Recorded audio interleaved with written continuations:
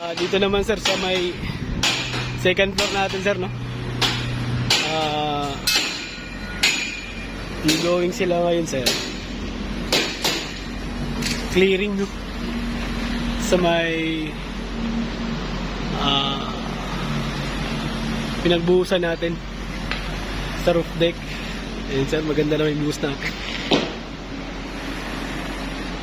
So simula sila ng clearing para makapag-go na sa hollow block sir, no?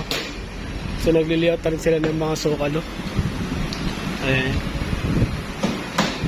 Yan yung na-clear nila sir. Kaya nag-start na sila baba sir ng mga scaffolding dito. Si bababa na rin ito.